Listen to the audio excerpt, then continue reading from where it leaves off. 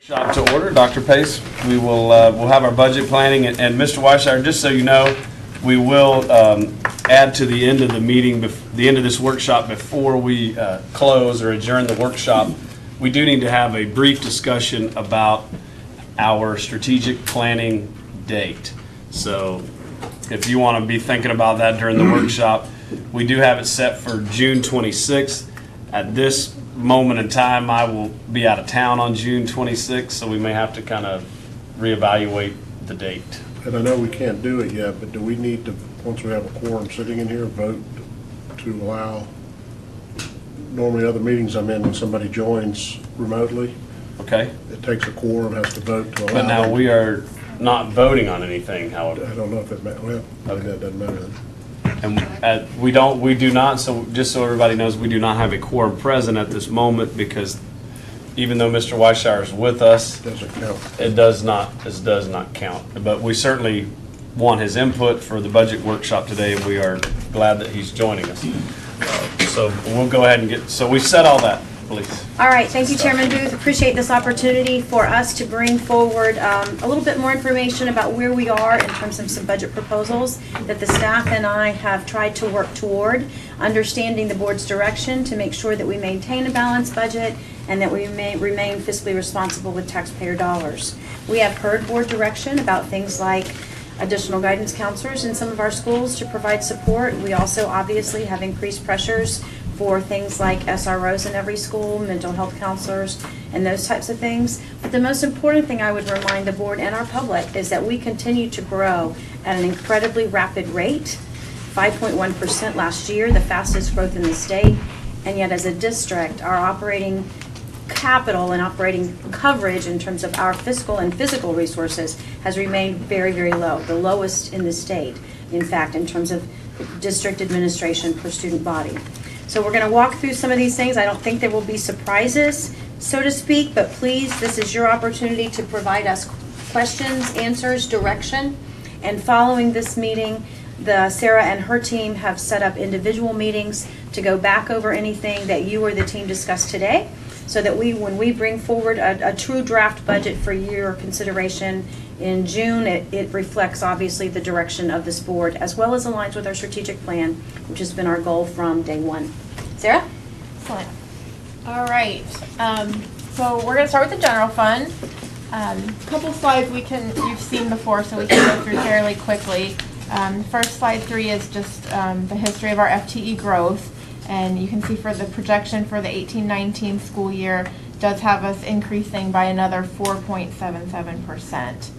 So part of that is the students we've received from Puerto Rico during the current year that were not fully funded in this year, since this is FTE and not warm bodies. I wasn't going to ask that question. Yeah.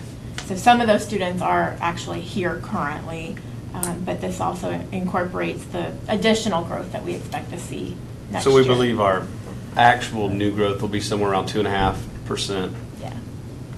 We're running about a 3% average over the last several years. All right. Slide 4 just breaks down those FTE numbers by program, and the 2 lines that we've highlighted in yellow, you can see program 130, our ESOL numbers. That's really where our biggest jump is. Again, a lot of that is the hurricane displaced students from Puerto Rico that are currently here as well. So we will see the largest jump in that category going forward to next year. The other CTE, we know we're ramping up several of our CTE programs, so we have projected an additional increase in that area as well. And remember, that is a part of our goal 1 in our strategic plan for academic success, around providing opportunities for students to pursue industry certification as another form of acceleration, and also job preparation aligns very much with a lot of what you're hearing in the gubernatorial races. And the 2018 numbers reflected on here are our current counts from Survey 3 in February. Although we haven't received the fourth FEFP calculation from DOE yet, we're expecting to get that sometime this week. But these FTE numbers do reflect our most current counts. Slide 5 you've seen before. Again, this just illustrates the percentage of our total students that are attending charter schools and McKay scholarship students. So you can see again about 20% of our entire district is made up of charter schools. So charter schools grew by 1,800 this year. Of our growth, it was 3,800. So they grew by a largest. Am I reading that right? From 2016 to 2017, which is the year we're currently in, you saw then they only grew by about 600. Is that correct? Well, no, it's 17 to 18, Okay. but a big part of that charter growth as well is the Florida Virtual Academy, that cyber charter school. So that's all reflected in here as well. I apologize. Yes, that's right. Yeah. Do we know of the displaced students? How many went to traditionals versus charters? We do. It's a relatively small number that went to charter schools. The vast majority enrolled in our traditional schools. So percentage-wise, it's less than the roughly 20% that are in charters? Okay. Yes, less than 20%. Okay. Slide 6, this just shows the number of students we received from the hurricanes at certain points in time. So in total, we've had over 2,800 students come through our district at one point throughout the year. The peak was in that December, January timeframe when we saw, and then after that, we still saw more students coming, but we also saw some students leaving our district. And that just goes to show how flexible this number has been. Mobility has been an issue because of trying to find affordable housing. But we're holding steady now right around that 1,900 number. And we did submit our application yesterday for the federal funding that we're eligible for these students. And how much did we ask? We don't ask for the money. There's a formula that they're going to use to calculate it based on the number of students that were enrolled in our district on specific dates. So it will be calculated. There's still a lot of conversation surrounding how much of that money is going to come back to the district versus to Florida DOE. And as also the time frame is a huge question mark right now. Well, it goes to Florida DOE. Hopefully they'll send it all to Lee County and Collier if they need money. They need more. Well, one of the challenges is that they won't even confirm timing for us. You know, I truly believe that it was Senator Nelson's intent, as well as the rest of our federal delegation, to get this money to schools now when we've needed it to serve the needs of our students who are here. But at the latest that Sarah's heard is that it could be up to 2 years before we see any of those dollars. So you're not going to see any projection for the federal funding opportunities in our current budget. If we learn more between now and June, we'll be able to factor into it. Senator office and say, you know, guys, you said you were going to help 2 years from now. Is not that helpful? The decision-making right now is in the Department of Education. Oh, well, that's a good place for it. Is there a way they could have avoided that? Or did it really have to go that way? You know, we talked with Congressman Soto in particular about whether or not districts could be the actual LEA and they could send money directly to local districts as opposed to working through the state level. But all of the other federal funds go through the Department of Education, and so I think they followed their traditional patterns. But can senators not push the DOE or not? I don't know how that. I don't think the money's with the state yet. I mean, the money's still with the feds until the state's application goes up with their calculation of how much money it's going to cost. It's just too speculative right now, though, for us to use it I in know, our I got budget. that. I'm fine with that. Mr. And the fact Weishauer, that do we you have some might not- comments? Well, excuse me, Sarah. I was just going to say the fact that we might not even see that money for another year out. DOE's advised us don't factor it into your 18-19 budget. Sure, that's fine. Mr. Yeah, Weishauer? no question. Yeah, thank you. Can you guys hear me okay? Yes. Yes. Okay, thank you. I was just going to say, I was following the line of questioning there. I'm literally meeting with a number of our congressmen and Senator Rubio and Nelson tomorrow. Is there any conversation that I should have, or is it all tied up at DOE to your point? I think you should ask the question if they, or maybe you tell them it is tied up there, is there anything they can do to help untie it? That they had talked about getting us money, you know, quickly to help us, and if we're looking at a year, 2 years out, that's not quite as helpful. I think they should know. Maybe they don't know. Yeah, What do you think? I I certainly don't mind bringing it up in my meetings with them tomorrow. I just, I want to make sure I know what the impediment is. If it's DOE, then they'll say, hey, it's out of our hands, we already did it. Or if it's a combination of, hey, to your point, maybe Clarence, is that them knowing that it's tied up out of their hands, but being held up at DOE may just be a helpful update for them. Yes, I think they should, I don't think it hurts anything for them to know, because I may think it's all done. Okay. Deborah, maybe if you can, I can talk to you after the meeting. You can let me know any specifics that might help me as I go into those meetings tomorrow. Absolutely, just give me a call. Okay.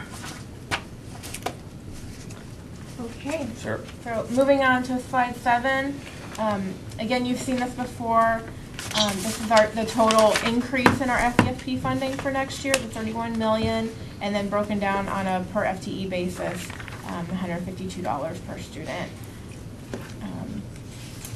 Moving on to the next slide. And this is final, right, the $152, but then we've got to pay.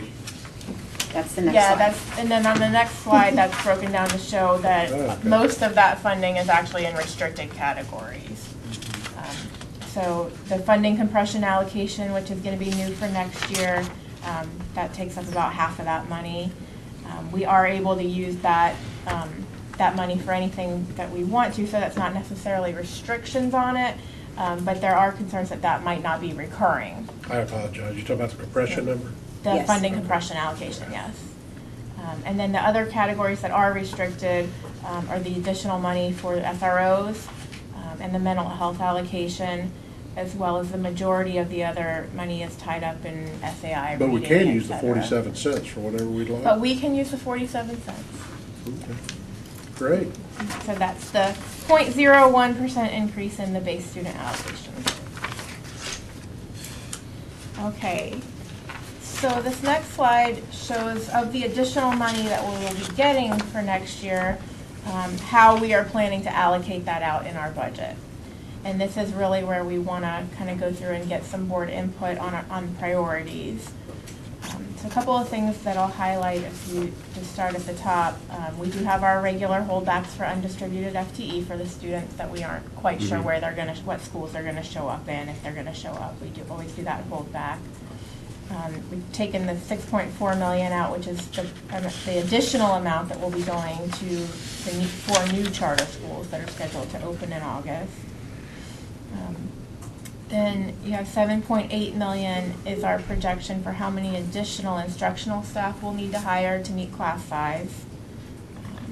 And remember, we weren't able to hire as many as we really needed for the second semester of this year to meet class size. So some of that is the catch-up from this spring as well. $2.6 million in additional support staff for new schools. So that's for Tahopekalaga High School and Neo City Academy to get them the support staff models that they'll need.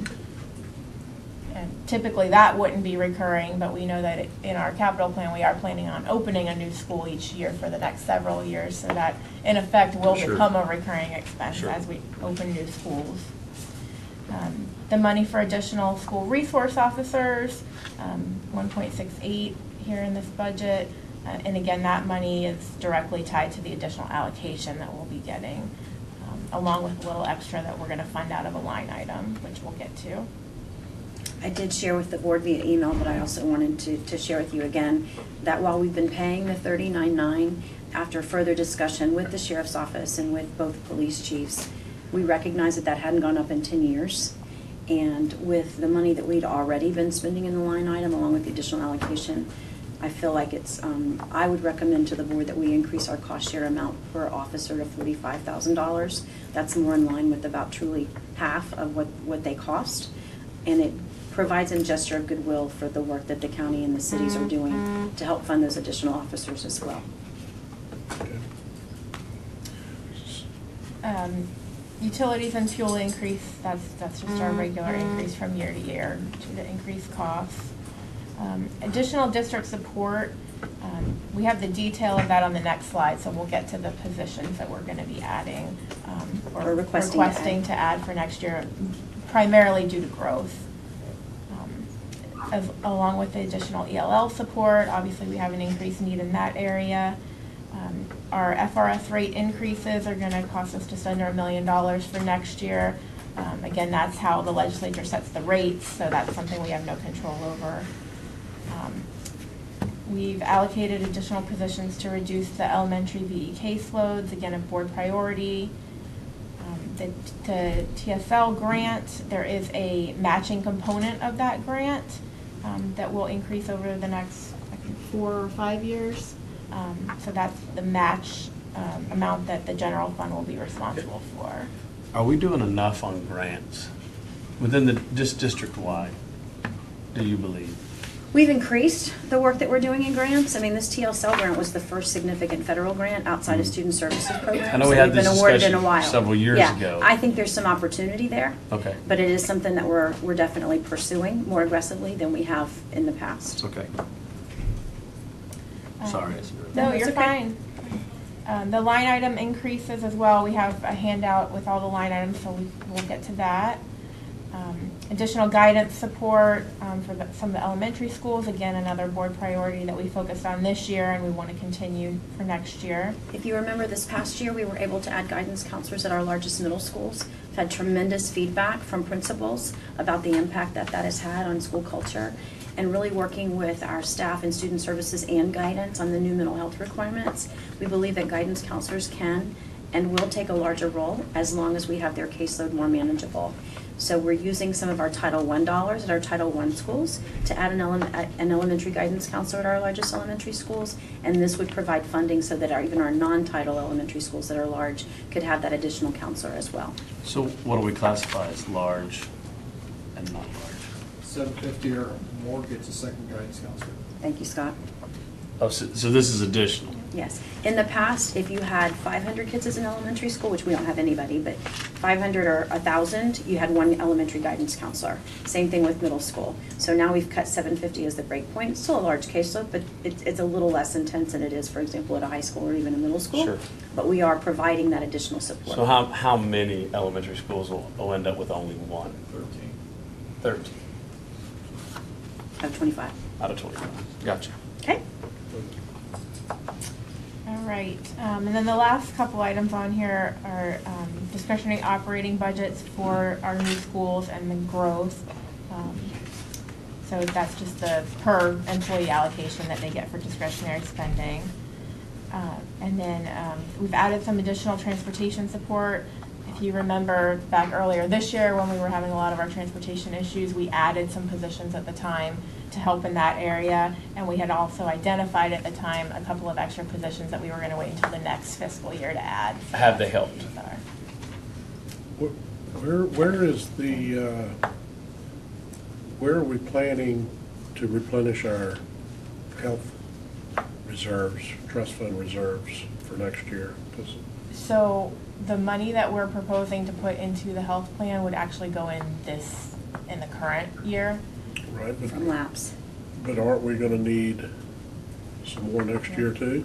I mean, do we know, Well, are we making a mistake by not planning on it now? If we, We'll get to the Okay. insurance plan. I have I that had the kind same of question, after but I that. saw it on the line Right. items here, so I figured we'd get to it. Yeah, I mean, our current proposal would not having us put in an additional transfer amount again next year. As you know, for the past 3 years, we've had to contribute the $3 million. Right. And our current offer on the table would take the $5 million that we were going to provide across the board for the supplements and instead put it into the health trust fund, but in this fiscal year's budget. And that basically is going to come from the additional lapse from funds, positions we couldn't fill this year despite our rapid growth. Okay. And that's kind of where those funds were coming from. With the plan that's on the table, the plan design changes, the pharmacy changes for which we already have the MOU for that go into effect in July 1, and then the premium increases, even the modified premium increases scaled back that are on the table right now, the projections show that we would be okay for another fiscal year, with the understanding that we're going to continue to have to push on what we're doing with plan design, what we're doing with premiums, and what we're doing with our expenses. What can we do to scale those back, as the board has discussed, over the course of the next 6 to 9 months to decide what we would have to do the following year. one other quick question. the proposed salary increase to 6.7 million? That's the all-in number, right? That's the 2% across the board, all employees. And so, and that's what we're budgeting for next year, is another 2%. 2% increase. Now, Because that- remember, we already negotiated the 1.5% for 17-18. They Yep. got the raise for 17-18 last July. Yeah. But this would be the proposal for the 2% to start with the fiscal year That's 18-19. what's on the table. This is right what's now. on the table right now. This is what's on the That's table. what I Okay. was asking. Hold on, Mr. Weishauer? Thank you, Chairman. I just want to make sure, because I had wanted to ask that same question. The 6.7 that's reflected in this, is that to cover the current proposal, or is that what we're putting in for next year? I just want to make sure I track with that. What's the current proposal, but for next year's salaries? It's the current bargaining proposal, but it's for next year's salaries. Is that, Okay, very. And then on the SRO piece, Deborah, I heard probably 80–90% of what you said, but not everything. The 1.7 million that's in there for additional SROs, does that encapsulate the difference that you were talking about, helping bridge the gap or increase our contribution to that? You'll actually find that amount in the line item page that we're gonna go over in a few minutes. There's about an additional 300,000 in line item requests that would cover that additional $5,000 between the delta between the 39.9 and the 45. Okay, 39. And so the 1.7 is all just the safe schools money. Correct. Okay. Thank you. Okay, so just continuing down the list, the last couple of items, the Research and Evaluation Department, to align those positions, we have a little bit of money allocated there, and then 19,000 for the VPK teacher pilot that we're going to be doing. And remember, this is where we had talked about trying with the unit at Ross Jeffries to have certified teachers as opposed to the paras leads. And so we could kind of measure the difference. We'll do a research study on impact on kindergarten readiness. when do the kindergarten readiness numbers, I know Clarence and I have the opportunity to speak to the group, Dana Krupe and Charlie Rogers, the Early Learning Coalition. And, you know, what are the kindergarten readiness numbers for all the VPK units, the private and public? When do they come out, or is it every 2 or 3 years? There was some, I wasn't quite understanding what she was saying on that. And let me get to my point, was that if we still have kids, we don't have room for enough kids. And we've got private providers out there that are 4-star, 5-star, you know, whatever the highest level is. You know, shouldn't we have a program that says, hey, I know we can't promote individual ones, but to promote that and say, please at least get your kid in a kindergarten readiness program, a VPK program. Jane and her team work very closely with the Early Learning Coalition. You know, we share training and materials and those types of things. In terms of actually promoting different private providers, we don't do that. We anticipate that the No, I Early Learning understand. Coalition does. And our goal, as we try to grow our own VPK, is certainly not to put any private providers out of business. It's just to To meet the provide demand, more that- kids I understand. that opportunity. But Jane, what's the answer about kindergarten readiness testing? We scores? expect it after May 16th. After May 16th, which is tomorrow. Yes? Yeah, so Okay. probably next week. We're expecting it any Okay. minute. So Yep. then, well, because I would have, I guess I would take some issue of saying, hey, get your kid into a program, but hey, down this, well, such and such down the street is not getting kids ready for kindergarten. I mean, how do we kind of work with that, or is there just, our hands are tied on that with kind of that public-private thing going on? Yes. Well, the Early Coalition would work with them more than we would specifically, Mr. Booth. I'm not talking about working with them. I'm talking about, hey, guiding families to the right place in a legal way. We encourage them to come to ours. Well, I want to encourage folks just to be part of a That's program. it.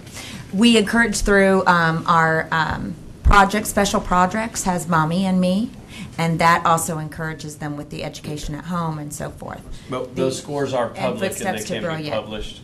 Is that correct? Those scores, the readiness scores are public. Correct. And they can be published They are by a private or public entity, is that correct? ours is absolutely, Okay. yes. Okay. And what That's we good would enough. encourage parents to do who are looking for VPK programs is to make an informed decision by going through the Early Learning Coalition and Okay. coming up with those kinds of assessments, as opposed to just this one's down the street. I Gotcha. think that's part of what he was at. That's, Right. Do we have? We a can't, as a way- district, Yeah. say, oh, go to this one, not this one, in the I private understand community. that. But what we do is refer them back to the Early Learning Coalition so that they can help make an informed decision for what's best for their Do child. do we have links like on our website and stuff to that? To Early Learning Coalition? Yes. Yes, we did. good, that was my question, thank you. Any other questions on slide 9? Mr. Weishauer, you good? Good to go, thank you. All right, we'll move on to some of the details. So the next slide is actually the detail of the additional district support positions that we're recommending to add, and you'll see the funding source column. So those that say general fund are the ones that were included in the budget on the previous page, as well as some other positions that we're recommending to add out of title funding. And these are all positions that we've discussed previously with the board, either in a public meeting or workshop or individually. But I am looking for some direction from the board in terms of your support. As a reminder, while this represents about $800,000 in general fund funding right now, there are some of these positions that, should we get additional funds from the federal level for our ESE needs, with the mental health allocation, we may be able to shift into those particular parts of the budget. But this represents 2.3% of the entire $31 million or $36 million that we have in additional revenue for the upcoming year. And our growth, again, is more than twice that. We've been lean for some time, but we're at a point where I think we need some additional support to continue to achieve our goals. And if you notice too, you've got the landscaping piece that we've talked about that we believe we can bring in. The locksmith apprenticeship is specifically for school safety and security. We're looking to change out all of the locks across the district to the locks that can be done on the inside and the outside. Obviously, it's not going to happen overnight or even over the summer, but we know that we can't contract out enough to get this done in an expedient way, and yet it's something that we need to show to our folks we're taking school safety and security seriously. And the rest of it is really about growth, other than I would tell you that the network analyst for cybersecurity, you may have read in the paper, Florida Virtual School just experienced a significant data breach. And while Robert Curran and the team are very, very careful and are very safe and working hand in hand with government forces and others on making sure that we have security in place, we currently only have a half of a person who's looking at our entire data network to try to make sure that we're catching and surmounting and turning back the types of breaches that are coming at us all the time. We've recently blocked incoming websites from Russia, China, and North Korea.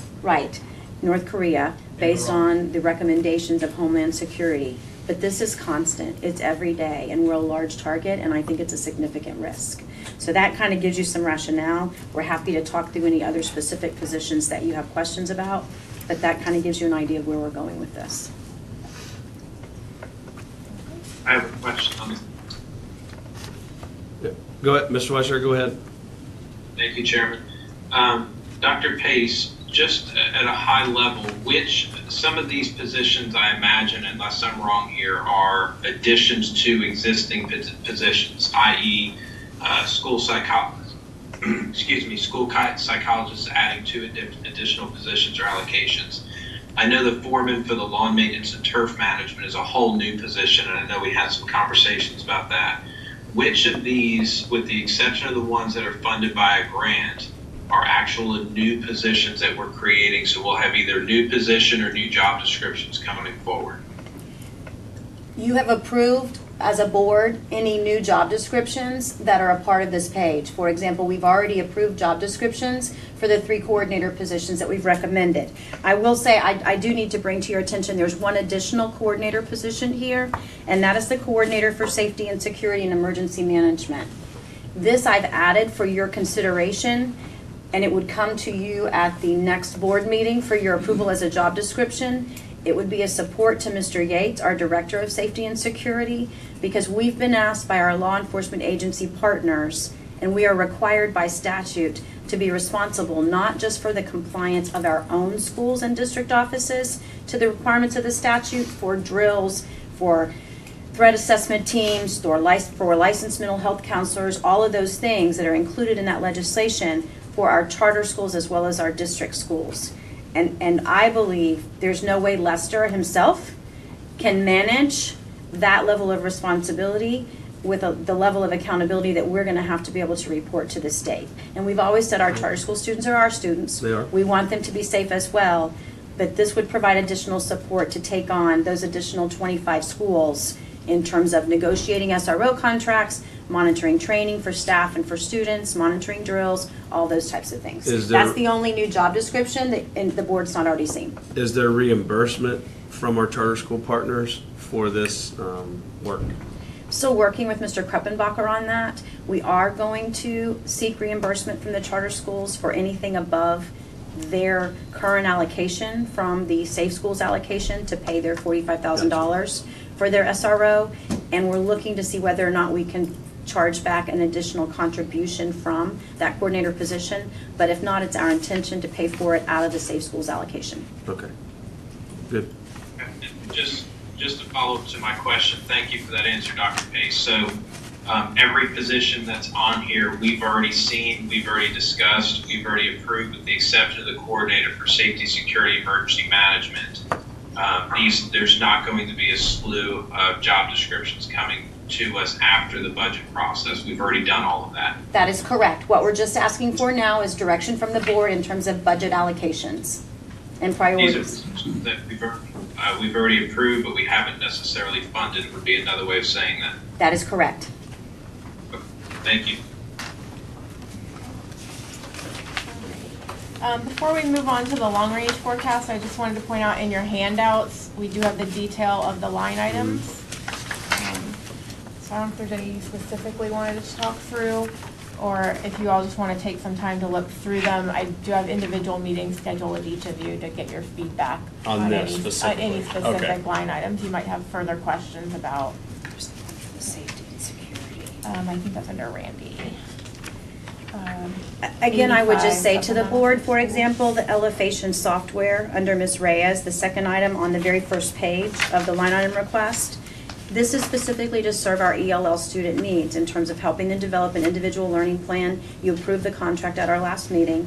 It's already approved in this year's budget, at least as far as we're planning right now.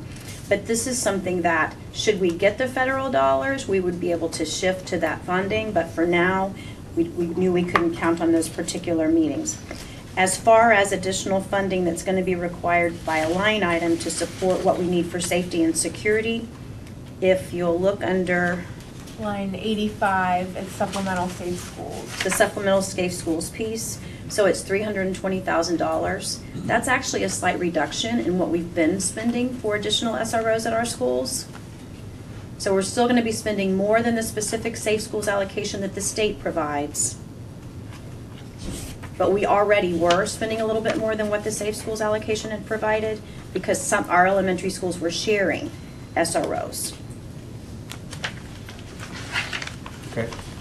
I guess just on the first list, and maybe just something to keep in mind, since she's sitting over there, and if I could talk to you, on our website, mobile app call-out system, you know, What line you on there? line 5 or 6, something, 7, 6.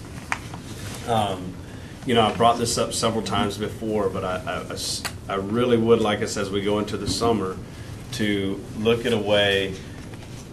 I get a lot of complaints about the number of calls that come from the schools. And I get a ton of them. I get it. You want to get that information out there. We want to get that information out there.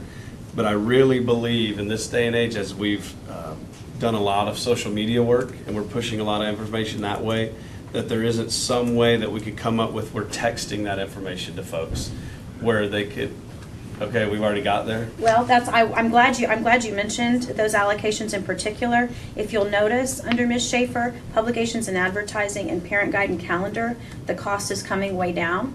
Okay. We believe that through the work of Mr. Tuckman and the marketing efforts, we're going to be able to pay fully for the printing of our calendar this year and also reduce the other publications and advertising that we've been able to do. But if you'll look at the last line, a new line item request, it's called Let's Talk. Okay. It's an online service platform. And what it will allow us to do is not the texting piece, but we're looking to expand what we're doing with Remind for that. But this will allow people to go into our website, ask specific questions. It automatically has a workflow so that it's directed to specific departments to get an answer to their request within 24 hours. It will track the system so that if a call or a request or a question comes in and it's beyond 24 hours, the person gets a reminder. We can track by department which areas are not getting a fast return. And anybody who asks a question and gets a response then gives a rating as to the quality of the response. It may not be that you are happy with it, the answer that you got, but did you get it in a timely manner? Was it polite and professional? Was your question addressed? Those types of things. We really believe this will take our customer service goal to a completely different level and allow us to do that. But we're also exploring, one of the things that Scott and Jane and I learned about at Harvard were some different ways to engage community and using texting, but instead of having an opt-in like our current Remind service does, set up a system so that it's more of an opt-out. Yes. If you don't want to get text messages about your child, let Here's us know. here's So what I'd that's like what to we're see. working toward. I don't have an Yeah. answer for you today, but No, no, we're no. working toward that. Let me just tell you what I'd like to see, and if the board members want to comment, that's fine. But here's what I'd like to see. When I get that call from that 844 number, because I know that's the school district number, and I get like 3 calls a day from there, I want to know that something's happening at the school. Like, there's an emergency at the school, my kid didn't show up, the school's on lockdown, call me, please. I want you to do that, and I want to answer that call. Does that make sense? Do not call me to tell me that the book fair's going on this week. That's what I'm saying. Okay. Do not call me to tell me that, I don't know, just take whatever book fair you want and say it. Which I want to know the book fair's going on. Text me that information. Get it to me in a different vehicle. Don't make my phone ring because the book fair's going. And I hate that because Miss Peralt's great. She does an awesome job at St. Cloud Middle School, and I don't want to say that. But text me that information. Only call me if it's an emergency or my kid didn't show up or the school's on lockdown. You know, to tell me that there's the Halloween festival's coming up. Don't call me. Text me that information so I can consume it the way I want to. And I get this from a ton of parents, especially if you're like me where you have 3 kids and you have 2 different schools, and I can't imagine in a year I'm going to have a kid at 3, I'm going to have 3 kids at 3 different schools. I'm going to get a call, if the way it goes right now, from the 844 number like twice a day. And I don't want to do that because here's what I'm doing. I'm just not even ever listening to it. I want to consume the information, but it's so much stuff being pumped out that I don't want to invest the time in listening to, that I just don't consume it at all, and I may be missing something. That's kind of my point. Call me if you're on lockdown. Don't call me about the spring fling, okay? We've not had that discussion, Mr. Booth, but I certainly will take it to the team and we'll start working on it. And I know that's not a district thing, it's actually coming, the schools are utilizing that system for that the way that they want. But it's part of But I know our we can- obligation we to can train push and that provide now. some guidance, so. And I don't know what appreciate it. other school board members think anymore, but that's really, and maybe I'm just the one with the 3 kids in school right now, so that's kind of my pet peeve. No, if you get them all the time, you're not the only one that stops listening.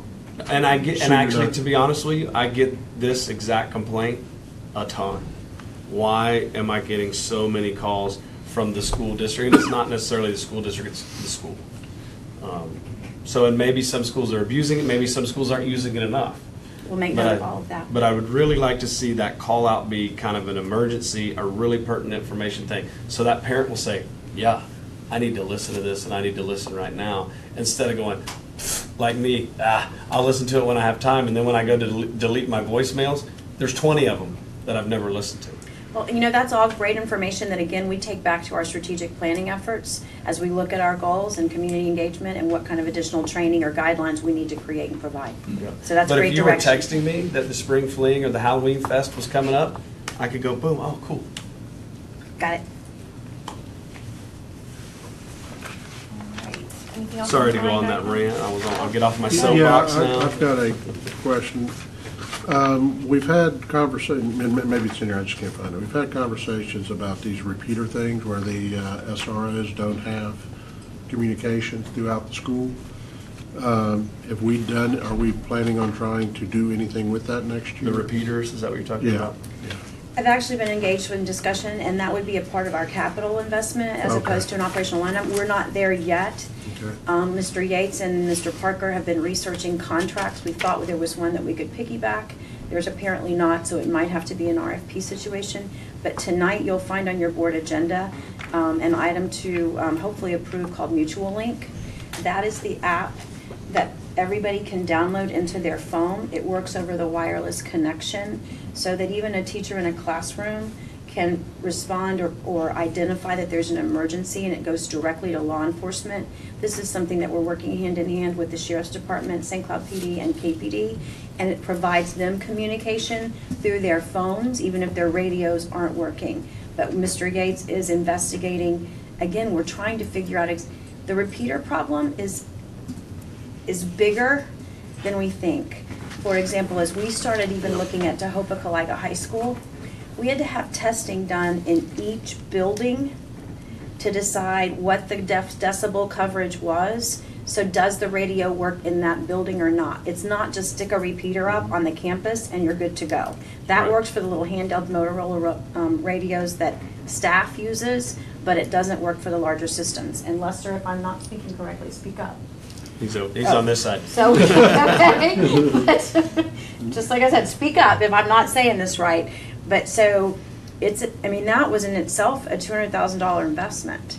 But we are looking to try to make sure that we're figuring out right now an interim way that we can make sure we can communicate with law enforcement in every building from every classroom. And then what are we gonna do long-term to address it across the district? Is that right? Okay.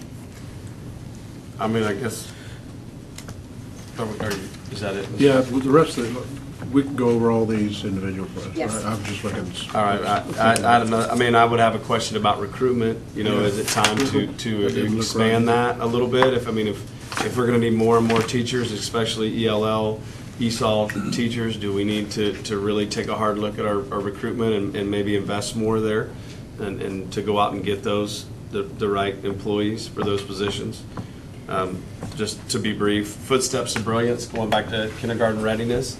I want to know from the point we made that investment until now, if kindergarten readiness is not up, or if there's some trend that doesn't show us that that's not working, then it's not an investment we need to be making. If it's really worked, then maybe we need to invest more. So I just want to make sure that, and to me, that's that gauge. You guys telling me, yes, this has improved kindergarten readiness, or no, it hasn't. But I could keep going, I guess, but we'll do that with Sarah, and then maybe have a second. Yeah, Time. that's what we'd like for you guys to have that individual meeting, and then at the next workshop, as a board, Okay. you can talk again collectively. Gotcha. Unless there's specific ones you have questions about now. Regarding teacher recruitment, what we've been trying to do is to explore even different ways to recruit through LinkedIn, those types of more modern social media, that kind of stuff, as opposed to just our recruitment trips and travel. Great. All right, so starting Well, on. let me Yep. just, Mr. Weisha, are you good? Yes, sir, thank you. Okay. All right, so starting on page 4 of the handout is the SAI, or you supplemental good? academic instruction. All right. Yeah, so page 4 and 5 are the breakdown of the SAI budget.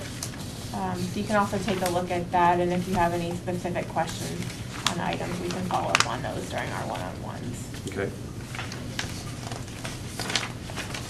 Are there any highlights, I guess, from staff or from you guys that, hey, this is something that's working really well, this is something we're tweaking this year? Is everybody good, or? I'm looking at the curriculum, folks. Anything you want to highlight, or? Yeah, no, I'd say, hey, this is something that's worked really well, or this is something that needs some improvement, I guess. We are the only AP honor roll district for the state of Florida. Yeah, so that's a good investment we've That's a made. great investment. And we continue to see higher graduation rates as a result of our concordance scores. So I would tell you again that we believe very strongly that line 51, the College Board SAI investment, so that we can provide the in-school SATs is very, very important. Great. So, that's good. And we spent, this is 400,000, what did we spend last year on It's Or is about the it- same. That's that? Okay, so it's not a, That's on- It's not really new, it's just Okay. that's new for next year, yeah. All right, so shifting gears back to the PowerPoint, before, just to wrap up the general fund before we move on to capital. We wanted to go ahead and present the long-range forecast as it stands today. As you all know, due to board direction, we are trying to continue the trend of operating it with a small surplus each year so that we can continue to maintain that fund balance percentage as we grow. So that's effectively what this forecast is doing. You'll see the 18-19 school year, we're projecting at about a $500,000 surplus, and that's consistent with the budget plan we just presented. Also showing down at the bottom that that's actually not enough to maintain our current fund balance percentage of 8.6, where we think we're going to end this year. But as long as we kind of stay in that 8 to 9% range, I feel comfortable with that. We're getting down to the bottom of that So- 8% range. We are. So, We are. I mean, and I know It's we've a had tight- It's a very discussions. tight budget, and as we mentioned previously, we're hoping to get some of those federal dollars so that we can shift some of this money as well, but we just don't know what the time frame of that's going to be. But this is a very doable budget, although it is tight. So keeping it above 8, that's what keeps us with those good credit ratings and those good scores. It saves us millions and millions of dollars on our debt service.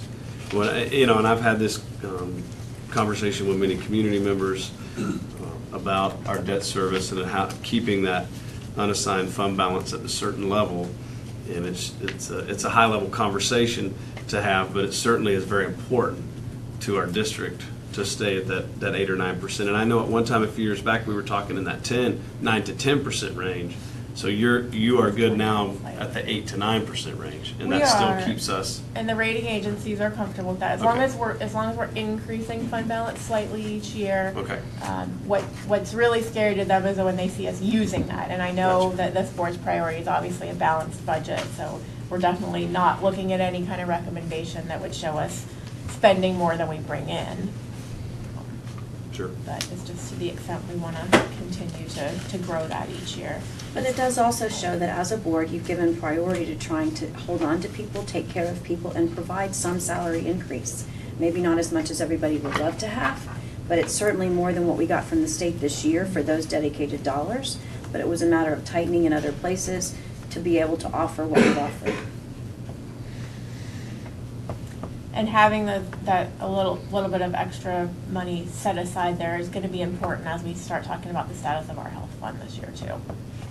I mean, it's entirely possible that in 2, 3, 4 years from now, that we could be talking about any kind of additional funding being used just to manage healthcare cost versus an employee, cost of living increases, or however you want to talk The about next it. 6 to 9 months is going to be pivotal for our health plan and how we move forward in the future.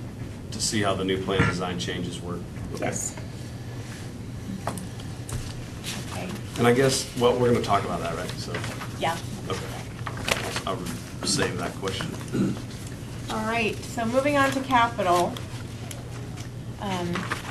You have a draft of the current 5-year plan in your handout for both the capacity and non-capacity.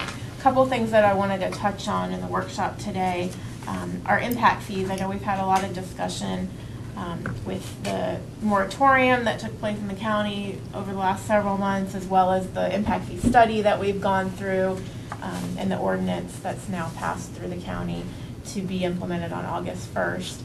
So we've had a lot of discussion in this area, but did just want to point out that the county went through implementing a new software program, and so there were some delays in our collections for the last 3 months. We did finally receive a check just this morning for some of the funding for the last 3 months, although the numbers are very low, and they have indicated to us that there is more to come, but they're still behind. on documenting, collecting, and transmitting. Are we charging those funds interest to on us. that as we don't receive it, or? We've not I gotten to know, that I'm just- point yet, but we are Let Don know, continuing to let Don work know we want interest payment. very on closely that. with them on the importance of making sure that we do get those dollars timely, as well as the delay makes it hard for us to forecast and to know Sure. what we can expect going forward as well. Which is the other part of this, as we work on the 5-year plan, we need to forecast what we think those revenue projections are going to be going out 5 years. We've previously projected about a 5.5% increase annually, and that's what we've used to determine, in what years are we going to have enough funding to then build the next school. We had spoken back in November with our business advisory board, and we usually get their input on that as well. And back at the time, remember, we were still talking about the moratorium, and there was some indication from our community members that they thought we might even see a drop in collections. This board had felt after that we probably wouldn't see a drop. We still thought we were going to have some significant growth over the next several years. So if you have any additional feedback today as far as what kind of percentage increases you think we should be planning on. What I've worked into this budget right now is 3.5% increase for the next 2 years, and then 5% after that. That's certainly subject for discussion as well as. That's what your budget forecast is that's for what's the in here impact fee right collection now. at 3.5%. Yeah. Again, looking for your input. We'll continue to talk about that. And I guess I'd ask Clarence or with the Tim people. what they probably believe on that. And we'll see. Mr. Weishaar, you have any comments on a forecast? Oh, we've lost Can't your hear sound. you. Your voice. Can't hear you. Hold on just a second. No, that was on my side. Okay. I muted it. I was thinking about that as Sarah was talking through it. When I was on the business advisory board, I always encouraged them to be very conservative with their projections for a number of reasons. And one of them, we know that we've been on a rip in the real estate market since 2011, and the trajectory we've been on can't last. So I guess the short answer I would say is I'm probably good with that. I think I'd still want to be more conservative than not in how we map out those future growth numbers. Literally what I'm doing right now is talking about and working on projections for what's going to happen over the next couple of years in real estate across the entire country, and then specifically to the state of Florida and our area. So, there's still a lot of steam in the engine, but we've got midterm elections coming up and then a big presidential cycle, and all of those are really important factors that play into all of this. So I think short answer I would say what they're recommending is fine. I wouldn't probably go anything beyond that right now.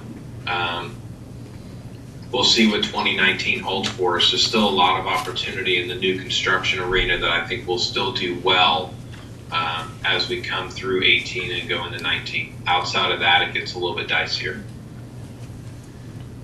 Clarence, you have any comments? I agree with most of what Tim said. The only thing I think that starts to impact us, and I'm not sure what the exact timing is, but 2019, 20 is when you start getting Sunbridge to come online. That's going to be huge. Yeah. I mean, that's going to drive a disproportionate increase, I think, that we're not used to, because it's coming from that Lake Nona down. And I think Sarah and I will both have a better feel for this, hopefully before our workshop in June, once we firm up what these collections should have been or would have been these first couple of months. It's just right now, these with 3 months of very uncertain receipts. No, I'm very comfortable being It makes us, conservative. we want to remain fiscally conservative. I'd rather figure out what to do with a few extra million at So, the end of the year. Yeah, I guess I'd say, I think I would agree with Mr. Thacker, Mr. Weishaar on the conservative estimates. Two, I think if Sunbridge is coming online, let's get on board early. I know, Dr. Pace, you and I had a conversation after a recommendation from someone in that community about maybe we're not getting online early enough with these folks, maybe pre-app process to say, where's the school? Maybe we need somebody over there, working with folks right at the very beginning, because if Sunbridge is going to come online and it's going to be a lot of homes coming in at once, we don't need to be sitting here 2 years from now going, oh my gosh, where are we going to build a school? Why don't, and I know you guys are working, and I've talked to some of the folks with Sunbridge, and I know you guys are working with them, but I just want to make that point publicly that let's continue that relationship and working with these folks so that so we can possibly have those folks maybe investing maybe in the educational facilities that are going to be there. Maybe part of the impact fee collection could be say, I'm not opposed to saying, here's the impact fees if you'll build the school and have it done and ready to go, and not waiting on us to go through a 2 or 3 year process to get it done. Have it part of your construction process, your development process. Number 3, and I'll say, let me just finish up my thoughts before I forget, because I think this may be one of the more important things I say. I hope that we are continuing to put pressure on our county and the planning department at the county that we cannot afford a lot of what they want to do. A lot of this affordable housing is not affordable for the Osceola County School District. And I hope we're carrying that message over there. I hope that our impact fee structure was a message to them that we can't afford to do a lot of the things that they may think we can do. And I hope that we're carrying that message to them that we can't plop 1,500 units down that are going to have somewhere between 8 and 1,500 kids with limited revenue without road, and I'll go as far as saying the road infrastructure and the school infrastructure. And I hope we carry that message strong to them that they have to be very, very careful and very aware as we move this county forward that the right types of homes and the right type of development and smart growth is what we need, and not quick. That's my last point. I would just also like to ask direction from the board as well, because as you know, our ordinance fee, as it's always read, included a potential caveat for affordable housing, but only if there were adequate funds available to build all the schools, fill all the seats that we need.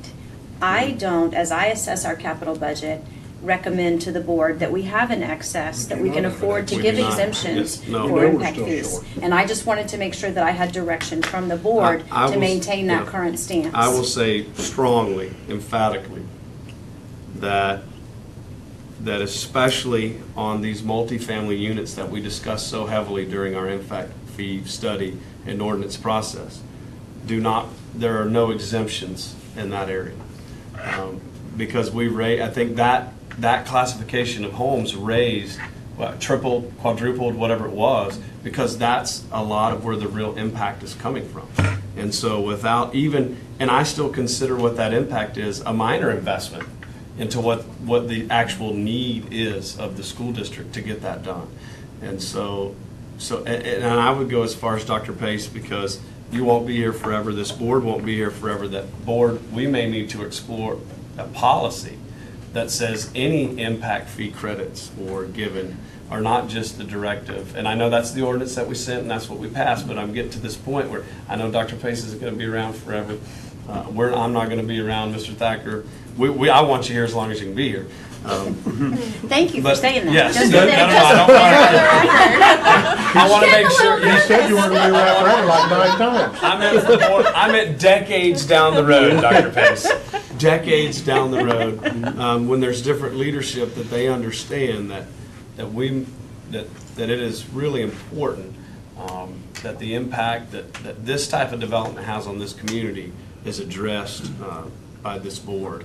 And maybe not just a superintendent can't come in, not you, because I know you wouldn't do that, but a different superintendent just couldn't come in and kind of behind the scenes approve some sort of an impact fee waiver on something that this community is going to struggle to deal with. This county is going to struggle to deal with those types of units that are being discussed to be built. That's my point, sorry. Anything from Mr. Weisshire? I agree with everything that Mr. Booth. Dr. Pace, as I said today, my opinion remains the same, that I don't think any waiver should be provided for any units, quote unquote, affordable housing or otherwise, apart from what we've already done and agreed to in our previous conversation as a board. And then Mr. Booth, to follow up on your comment, because I think what you said was 100% accurate. When I spoke at the Planning Commission meeting on behalf of the school board a week or two ago, one of the things, as you guys probably are aware, they're going through their comprehensive convention right now through what's called the ear-based amendment process. And that passes to the Plans Commissions, go to the County Commission in just about a week, and then it'll be transmitted to the state. One of the things that I shared with them at the end of the meeting was the importance of making sure that as they're creating these policies about what planning, growth, and development in the county is going to look like, that they're being more intentional about engaging the school board and the school district staff in the conversation, so that you know. Of course, the county staff's comment back to that was, well, of course we do. We hold public meetings and anybody can come and the school district staff has an opportunity to participate. But participating and being a collaborative partner, in my opinion, are two very different things. And so my point with the Planning Commission and my message at that point to the staff was simply, let's not operate in silos where we're not aware of the fact that any decision that's made with the comp plan change or any new growth or development, let's remain very mindful that it has a direct impact on the work that we do, our ability to provide the education, schools, systems, and administration and teaching that we want, and that if we don't truly work in a collaborative manner, we're going to end up hurting one another. Any impact on us ultimately impacts them as well, and vice versa. So that was just at the last Planning Commission meeting, and I wanted to make you aware, particularly because of your comments, that was some of the conversation I brought forward to them. And I think, Dr. Pace, you can continue to communicate with Mr. Fisher, and then I know each one of my peers on the board continue to communicate with other county commissioners. Tonight, actually, I have a meeting with a county commissioner regarding this same conversation about what's happening with the comp plan changes and the impacts that it has across the board in the county. So I agree with everything you said, Mr. Booth, and making sure that we're intentional about being a part of that conversation and they're mindful of our needs is key. Thank you, Mr. Washer. Mr. Packard? I agree. I'm on Mr. Soto? We're fine. Okay. very quiet Not- today. Let me ask this question briefly. What time do we need to stop at 5? Or can we carry right on We to can carry right on. 5:20, but? Yeah, but right Okay. now, we have capital and then health insurance to Okay. discuss, and then when you guys want to have the strategic planning retreat. Okay. And that's actually a retreat, not a workshop. Gotcha. Mr. Soto? No, we should move on. Okay, thank you. Sorry. We took too long with the whole impact fee. We did. Let's go. No, that was good. Thanks for your input. Okay, so moving on to slide 14, again, this is how we're spending our impact fees. So over the next 5 years, these are the schools that we have slotted in for funding. Again, with the caveat on the bottom that this is all dependent on what happens with impact fee collection.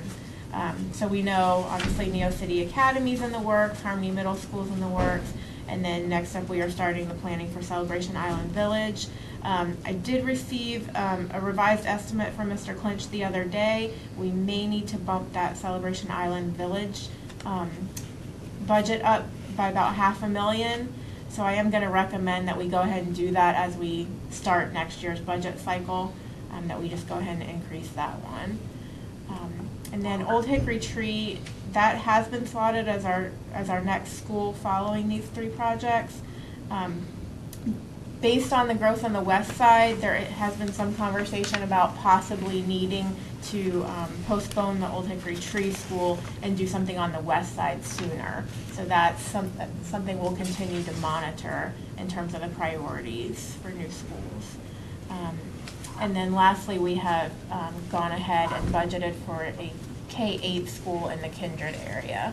That would open That's a in public school, right? Not a charter. I know Yeah. at one time there was a charter school discussion there. Or maybe that was Tahokwa. Tahokwa really has talked more about the charter school That is Tahokwa, possibility. that's right.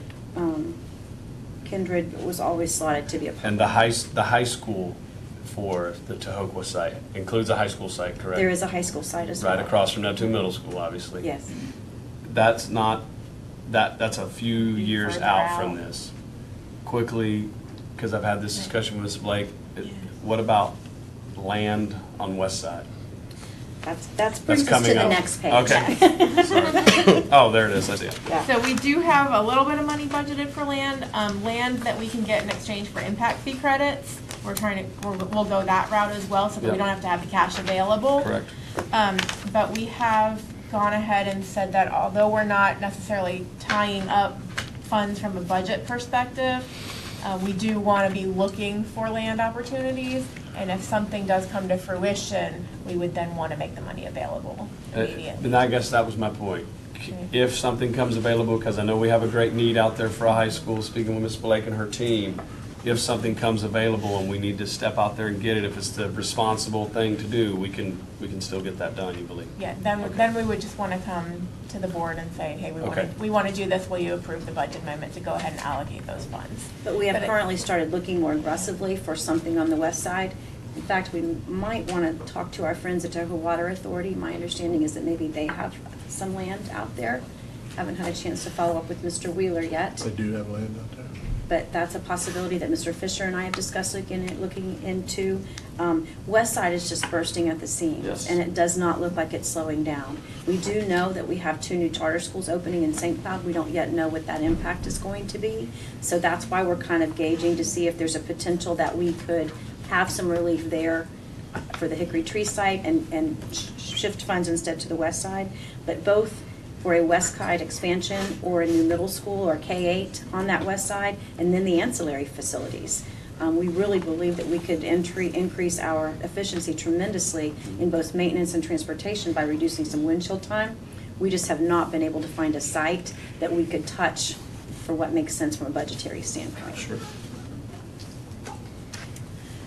So on slide 15, we also have some space reconfigurations listed that the team has looked at wanting to do for next summer. They are not currently in the impact fee budget, just because we don't have the dollars to be able to allocate there. However, I am recommending that we go ahead and plan on funding these. We would just need to fund them out of some non-capacity dollars, assuming that we don't have the impact fees available. And as we get those budget estimates shored up, we'll then add that in to our non-capacity budget. What does a space reconfiguration entail dollar-wise? I mean, is that $1 million a school? Or what is that?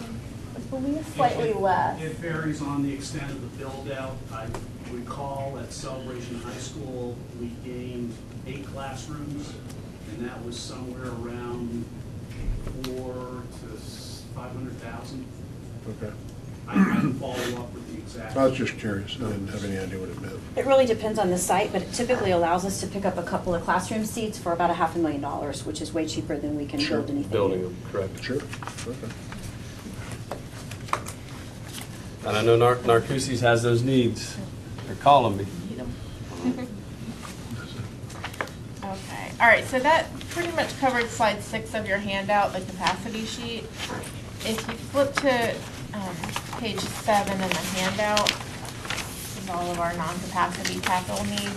And again, this is just a draft at this point during the year. This is the time of the year that we continue to follow with each department on their needs and really solidify the budgets going into next year. So over the next several weeks, some of these numbers will get firmed up a little bit better when we come back to you in June. But for the most part, we've kind of rolled forward current budgets from this year with a couple of slight exceptions. Bus replacements, you may remember we used to fund those at about $2 million a year, about $1 million in replacements and $1 million in new buses. That is an area that we know based on the life cycle, we would like to be able to allocate some more dollars to that area. Those 36 years of what we're hoping to get out of a bus. Yeah. We did put some more money to that this year. So we had increased that from $1 million up to 3.2, and we're So going to what is it, recommend about kind of 25 continuing buses? that. They're about $100,000 a piece. Yeah, a little over I only 100 grand. had that Yeah, together. between 25 and 30. 120 it was, 120, about 120, or is it right at 100? So we are going to recommend just continuing that at the same amount we funded this year. The other number that, in talking with Lester and Randy this week, and then again with Sarah and Jose, the safety and security number, we've been spending about $1 million a year on things like security cameras and fencing and those types of things since we got our sales tax 2 years ago. This is where you'll probably see an addition of about $2 million for the locks that I talked about previously. In addition, you'll notice that we have talked about at Neo City Academy a one-to-one technology for student computers. Dell has agreed to provide those laptops during year one, but we've added an additional item here so that we can continue to do that as well as have refresh money. And then the last ad that you'll see this year that's something new that we haven't been able to provide for is some money for White Fleet. We managed to get rid of the green van. Or repurpose the green van and get him off the road. No, wait a minute. We still got the green van, it only has like 56,000 miles. Yeah. We painted it, okay? I knew On the we- new engine, on the new engine that was put into it 5 years ago. But we do have $300,000 a year now to start planning for, with Mr. Shatera's leadership and our White Fleet policy, some strategic replacements. And I know there's some replacement plans out there that actually, and it's actually Mr. Thacker that brought it up, that there are some studies that show having a vehicle older than 10 years old, you're losing money on. So, and I know we can't just go out and replace everything, but when we get to that point, maybe we do need to look at kind of initiating a policy that says, hey, we're going to refresh every 10 or 12 years or whatever this research says. Okay. And I know there's been a real extensive studies done on that. Yes, and I asked this question a while back, and I don't, forgive me because I don't remember the answer. I know at Soho Water, they have very extensive records on their maintenance records on exactly what they're spending. So they know when a vehicle is starting to cost more than it's worth. Do we have that? We do, and I'm not allowing any repairs above $1,500 without me personally approving. Okay. The last thing I just wanted to mention on this page, I have had some additional conversations with Mr. Cavaney today, and the sales tax dollars that we're spending on all of the huge backlog of deferred maintenance, the painting, the carpeting, the re-roofing, HVAC projects. We had initially set an annual budget of $6 million based on the capacity we have internally, how much work we thought we could get done in a given year. We are going to recommend moving a couple of projects up sooner because we're now being told that we think we can get some of that work done sooner. So I will be coming to you guys with a budget amendment to actually add some additional projects, specifically Poinciana High School's chillers. We're going to be able to get those done a little bit sooner than we otherwise thought. So we'll come forward with a budget amendment in the next month to just allocate some more dollars in the current year, and then we're going to bump that budget up for next year as well. And that's a good thing because we have that sales tax money available. It just means we'll be able to address those needs, that backlog of needs even sooner. And as we go through this, I want to make one comment as we go through this beautification project, which I am totally on board with. Maybe we need to do an even better job. I know we do a good job of engaging some of our bigger business partners to come on board and maybe allowing them to do some of these beautification projects, landscaping projects, because a lot of that we can do very low cost and change the look of a school, the curb appeal, if you will. Maybe the Lowe's and the Home Depots of the world are willing to kind of step out there. Maybe it costs their sign in the front that they did it, but maybe that's there. I'll be glad to take that up with our business partner coordinator. You should do that. We have somebody for that. All right. That's everything that we wanted to address in capital, unless you all have any other questions or input. That brings us to our favorite. Oh, boy. Here we go. All right. Ken's not laughing. None. Crying back there. Ricky? Yes, sorry, Mr. Weishager, go ahead. Mr. Kruppendocker's in my way, so I can leave now. I'm kidding. Dr. Pates, on the school computers, I know you mentioned on Neo City Academy, Dell, and one-to-one, and I certainly understand the goal and maybe even the need for that. As you know, I brought up a couple months ago the conversation about expanding our one-to-one overall big picture goal, which I know we're nowhere near yet, but we're looking at additional funding for NEO. Are we doing additional funding in other areas about increasing the student to computer ratio at different schools? Are we working in the next budget cycle to try to bridge that gap additionally, or no? We're going to continue to try to use our digital classroom plan dollars to make sure we're doing that strategically, looking at where the need is the greatest to bring down the student-teacher ratio like we did this last year. So when Mr. Curran is back, I'll be glad to give you an update of where we think we'll be able to go in the next budget cycle. Say that we'll chip at it at the same rate that we have many things in. That is our current plan, is to use those dollars to continue to chip away at it, but to get to a consistent level across the district. Until we go fully digital curriculum, we believe that that's our best approach unless the board tells us otherwise. In looking at other districts that have gone one-to-one, the long-term cost of the replacement cycle and those types of things are things that you really have to plan for. And there's been a big gap between level of implementation with the digital curriculum and providing the tool. So there's a lot that has to go into that beyond just providing the devices. So you have to really approach it from a real comprehensive effort with professional development for teachers and students, as well as for devices, and continuing to add on to that. And that is one of the focuses from our advanced ed piece, that we need to do a better job of helping teachers truly integrate curriculum with technology, and that's one of the things that we've added to our summer PD plans in all of our content areas. Thank you. That would be an area, I think, for future discussion as well. When I was hosting that community update recently, it was one of the pieces of the conversation that took place between me and a number of our constituents in Osceola County, which was, why are we not doing more with digital content? Why are we continuing to use textbooks? And my response to him was, there's more to that equation than what might meet the eye. It's not just, hey, get rid of textbooks and we can save all this money on having to buy these materials, but now it's also the devices, it's the bandwidth, it's the subscription fees, and all those other pieces. So I would imagine that Mr. Curran would have, as well as some of the assistant superintendents, would have some of the data points about what that cost analysis really looks like on going from where we are today to going to a fully digital district. And then I'm not implying that we do it next year or that we do it in 2 years. I don't think either one of those statements would be attainable, but that would be, I think, a good conversation for us to have. What does that math really look like? And at what point is there a break-even analysis that we can realize in starting to make that shift from, mainly print, some digital, to mainly digital, some print? Does that make sense? Absolutely, and with your permission, sir, I think I would ask us to add that to our conversation about goal 3, our fiscal responsibility goal, as a part of our strategic plan, and whether or not we want to adapt some strategies, but we'll certainly tell the team to start gathering some data points and thinking long-term as well.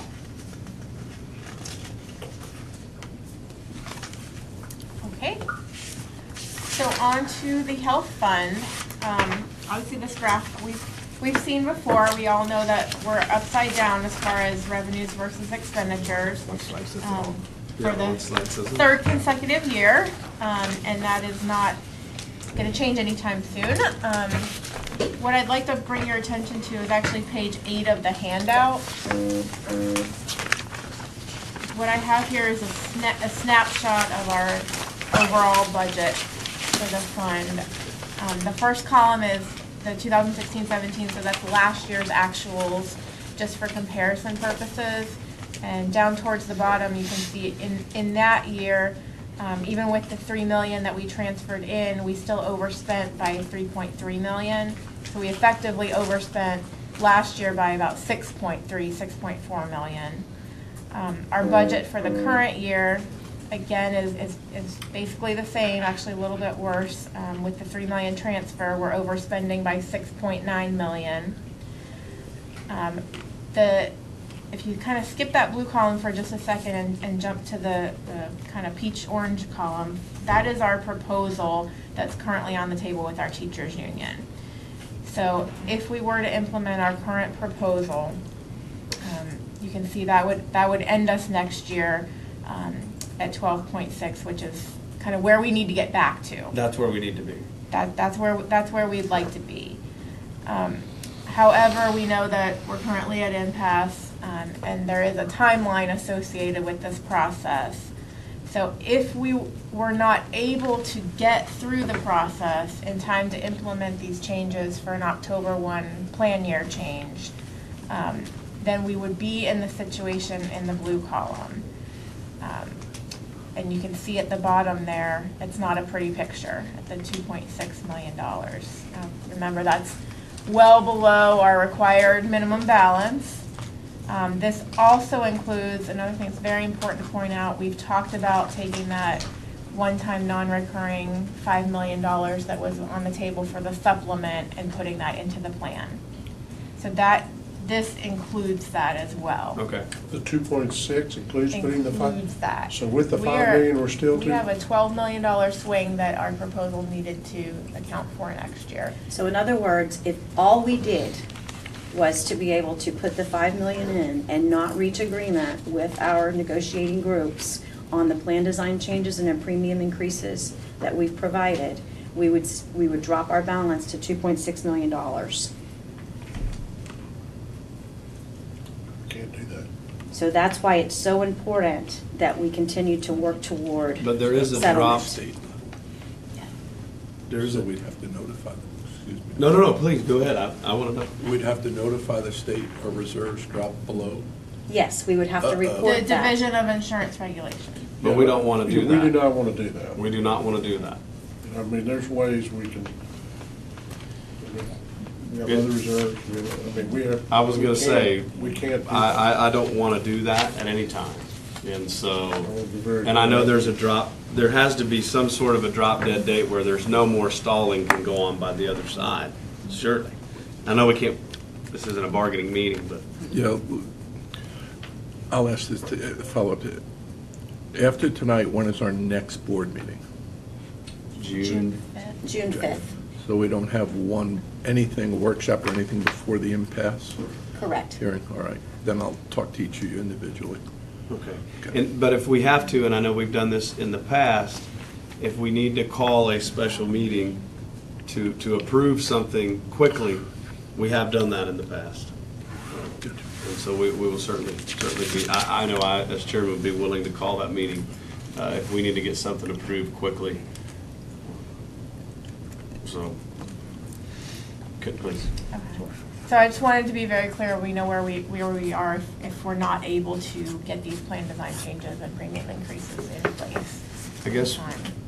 would it be safe to say, as we approach the bargaining for the year after next, that without getting this done now, that will have a huge impact on what happens for the next bargaining session as well? So, And that's actually, the last two columns on here, I that's guess what I would you wanted as to staff say that show. to me? Maybe that's the best question I should ask. Yes is the Yeah. answer. Yes. Okay. Can we get, and I don't have to have it tonight clearly, but the 800,000 we're running over every month right now, can we get some details of that? Like, where is this happening so we can start to look at, I mean, just to say we're off by 800,000 doesn't help me with anything. Is it drugs? Is it the clinic? Is it people going to knee doctors?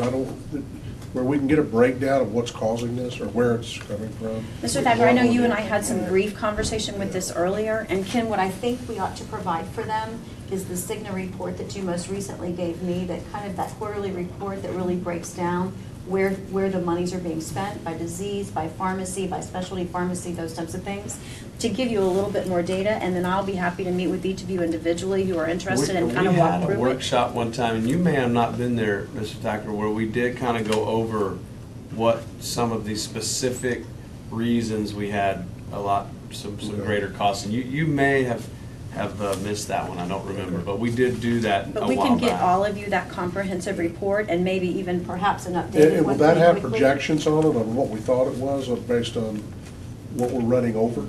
Doesn't really have projections, but it has where we were and where we are today and what the difference is. Okay. And it'll have it by group. So for example, that's when you see the difference between the employee expenditures for healthcare versus dependents versus spouses, so that it really gets into some pretty minute data that allows us to help try to bring forward some decisions.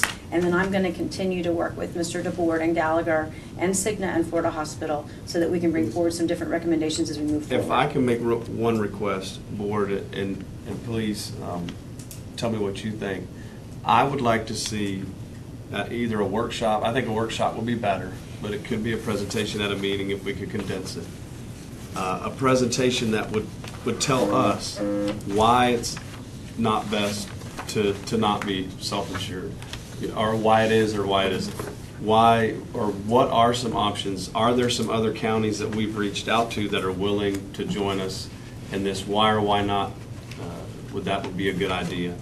Maybe it's an update on some conversations we have had with the FSBA, and I know Mr. Weisshire, being the president-elect, will be able to be a part of this, of having a full state, system. Maybe if we have to lead that conversation and, tell me it's not legal, okay, we'll move on. But certainly give us some options and explore a little more deeply, I think, some options that are out there that we can then discuss as a board. This is critical, and we've got to get all hands on deck trying to figure this. Ken, could you work with Gallagher to have something even by the 5th of June? It gives us a couple weeks. Yeah, I'm not asking for that, but certainly this summer would be nice. Certainly sometime this summer where you could show us, like, hey, this is why self-insured versus non is better. This is why, and in some detail, this is why, other counties won't join us, or why other counties will join us, or which counties, we've put it out there and these counties are willing to do something. And it's probably all the counties that it would make their system better that were willing to join us. All the counties that it would bring what their plan down, they say, heck no. That is going to require more than a couple of weeks. That's going to require some that's- time this summer. But if you wanted a more detailed workshop about the information that Mr. Thacker was talking about those data points that are causing concern, My we point could do was that at the add 5th. it. My point was add it together, but if you can do his as a presentation at a board meeting, fine. Well, we have our next board workshops and board meeting on June 5th. Currently, the workshop to discuss general and capital funds is from 3 to 4, and then we have from facilities from 4 to 5. We could very easily, if it works for the board, expand the budget workshop to be from 2 to 4, so that we could go over again your individual discussions about general and capital funds and spend about an hour then on some of these concerns about the healthcare.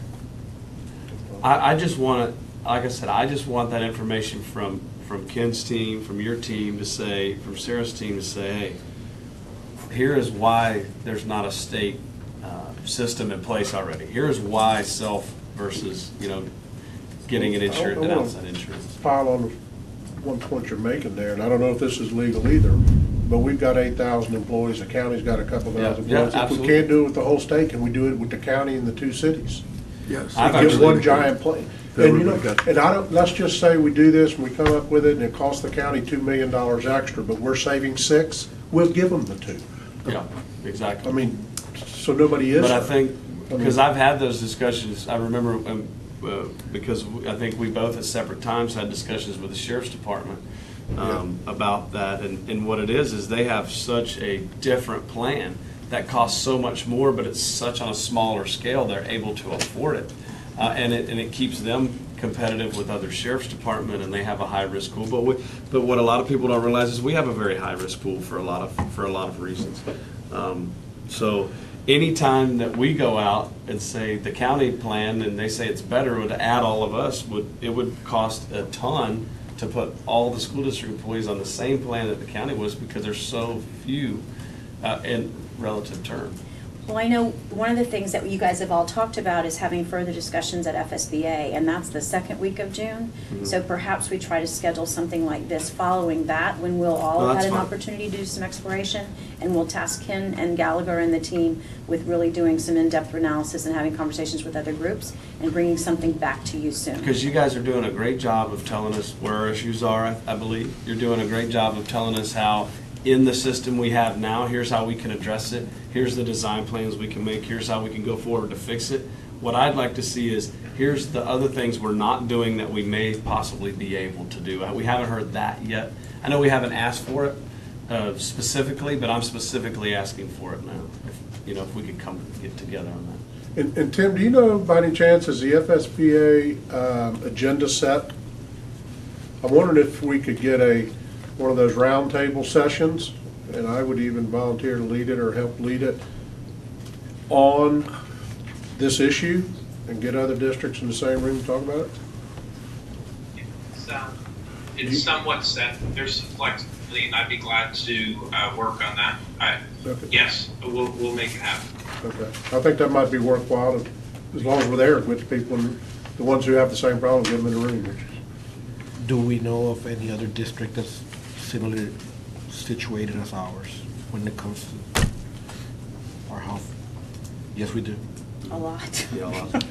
I They're mean, all in a bad The situation. healthcare crisis and for insurance is not just an Osceola problem. Yeah, this is systemic, I get it. And I think some of what, and a lot of what I would like is more for public information. It's information that I already know, that this myth about, I mean, larger pools are better, but it's a myth that it's easy just to get everybody to join. It just doesn't happen that way, because each person that joins, once they join, they don't want to bring in somebody that has a greater cost. They only want to bring in people that have lower costs. That's But fine. those people aren't going to come in because then it would raise their costs and then back and forth. That's what I'm So- saying, you can buy, if it hugely benefits one group and hurts three others, maybe you can take some of that money, buy it up for them, or buy it down, whichever way it is, and still the net's better for everybody. Yes. So, I mean. Yeah, and maybe creating that large pool, but maybe it's time to have those conversations like you're talking about. It's beyond time to have those conversations. So then we'll look to try to schedule something after FSBA when we can bring some information back and then go from there. Thank you. Okay? The only, just real quickly, the only group that I'm aware of that's ever attempted that was Sarasota County, and it was the school board, the county government, and whatever cities are in the county. And it started out, everybody was all gung-ho and ready to go, but then, just within a year or two or a couple of years, it started, this group didn't think it was working out to their Sure. advantage, so they dropped out, and then the next one, before you knew it, it was. No, down to the I school completely districts get it. To do it, you gotta break down some It's easy to bureaucratic say walls. that's an easy thing to Yeah, do, but right. it's not. It's very difficult, and I think So our it has general been public needs to attempted, but- understand how difficult it is and understand where the issues are. I think it'd be beneficial not only for us, but even talk to us like we don't know. And I will tell you that when I was in my former life and working very closely with benefits, when I entered the district, the health plan was in the same position in terms of we were having to write a letter to the Department of Insurance saying that our fund balance was below the minimum, but we had enough reserves to cover it, and working through different ways that we could find ways to do it. And one of those things was to meet regularly with the county, with the sheriff's department, to see if we could collaborate and do some things together. And we couldn't put the pieces together there. I will tell you, though, with very strategic RFPs to be competitive with your TPAs, which we've done, through plan design changes like the pharmacy piece that we're doing in July and that we're negotiating to do for October now, we were able to get the health plan to a healthy reserve. But it took 3 years to work our way out of it. So you don't want it to get there. We've got to address this now. Yes. Yep. So I think does that bring us to the budget timeline now? I think so. Unless any board member has anything else, Mr. Weishire, Mr. Soto? Sarah, as you're going through, can you just make sure you let me know what slides you're looking at? I'm keeping up with you guys pretty well, but every now and then I'm trying to play catch up. a little 20. bit. Slide Budget 20. timeline? 20. The very last, second to last one, I would think. And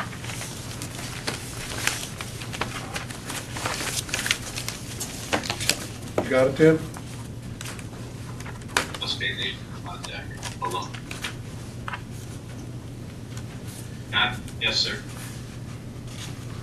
okay, so obviously today is May 15th, and we've gotten your input as we move forward with our budget planning process. I believe Tanya has already scheduled meetings with each of you individually with us, so between now and our next workshop on June 5th, we'll all meet individually and then bring that feedback back to our next workshop on June 5th at 3 p.m., as well as any additional updates that we've received between now and then. And again, we should have the fourth FEP calc, so we'll be able to update those state figures as well. The following timeline, we then have on July 10th, we'll present the tentative budget to the board at that board meeting. And then the 2 required public hearings we have scheduled for July 31st and September 4th. So just to, Dr. Pace, so we only have the one meeting in June, board meeting, on the 5th, or do we have 2? We have another one, because we have, Did we not cancel? I think last year we may have canceled the June meeting. We no, I have think we one. We canceled have June July. 5th and June 19th. And you need to remain flexible because we may ask you to call the hearing to resolve the impasse. Correct. On June 19th, we actually have our board workshop for the strategic plan. That's the opportunity for staff to go through each of the 5 goals and And give you an that's update on where we are. And then we have our board meeting on June 19th. And then the other thing that you wanted to discuss, sir, was we currently have our annual board retreat where you We and the will. board and the board and I typically meet off-site to go over the priorities that you may have based on the information that you've heard in both the budget workshops and the strategic planning workshop to guide our future. What is that? It's currently scheduled for June 26th. But Mr. Booth has a conflict. But our meetings in July are the 10th and the 31st? Yes. That's the, okay. I haven't changed my own calendar.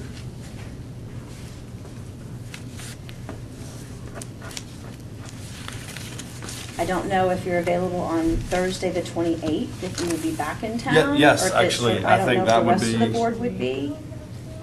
We're gonna do it on the evening again, correct?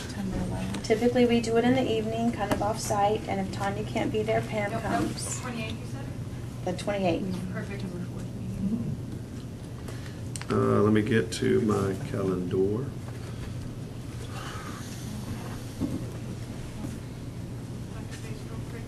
Did you want to extend the budget workshop on the 5th? I don't think so. I think they Okay. were good. But thank you for checking. 28th at 5?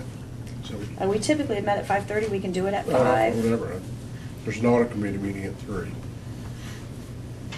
What was that? Yeah. June 20th. June 28th? Fine.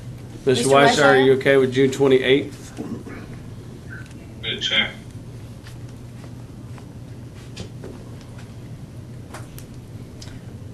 While you're checking, I just wanted to point out, we do have an error at the bottom of the timeline. We're showing the final public hearing on September 4th.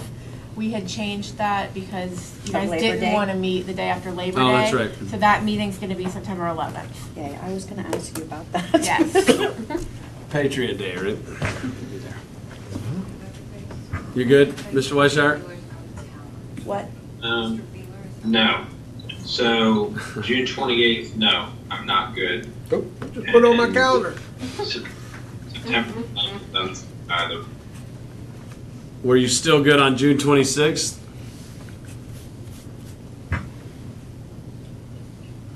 Yes, sir.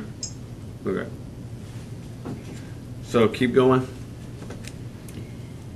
Good on the 27th. 27th, are you back? I could probably make that happen. Clarence? I just put it on the 28th. Mr. Soto? 27th? 27th. But we can't do the 29th? Friday? What's wrong with Friday? I can do it on a Friday. The offices are closed on Friday, but I'm happy to meet you. But now typically we've gone somewhere else to do this, right? Yes, so it's fine. I can do the 29th. I can't. Mr. Weishayer says no.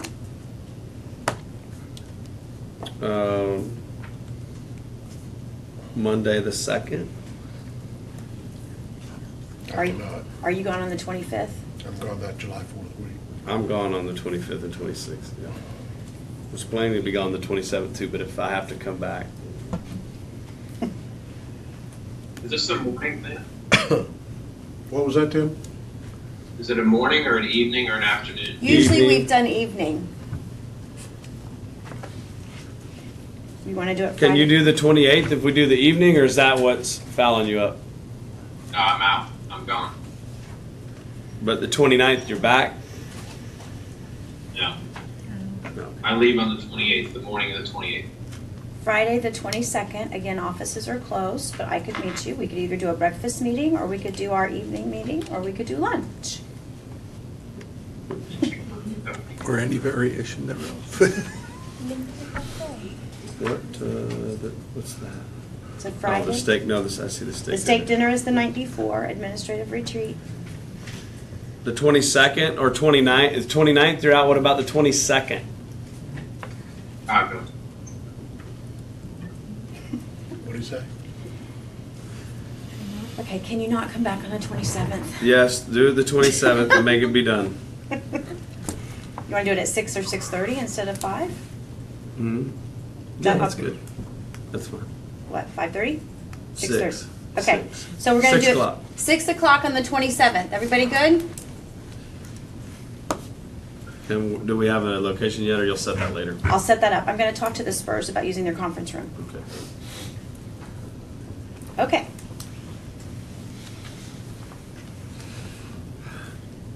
I'm sorry, No, it's good. but it was really Tim's fault mostly. Can you hear me? Oh, there he's laughing. Okay. Tanya, will you put that in the calendar? She already Yeah, did. 'cause I- That's what I was grinning. I already had it on my phone. She was doing She it. was, yeah, I was like, that's pretty fast. So I think that concludes our discussion about that. So sorry about that. I did get a conflict that came up about after good. we scheduled that, so we're all good. Board, does anybody have any more comments, discussions, anything they would like to say? Yeah, just one other comment. The September 4, September 9th, September 4, September 11th, just so you're aware, Sarah, I'm gone then too. Okay.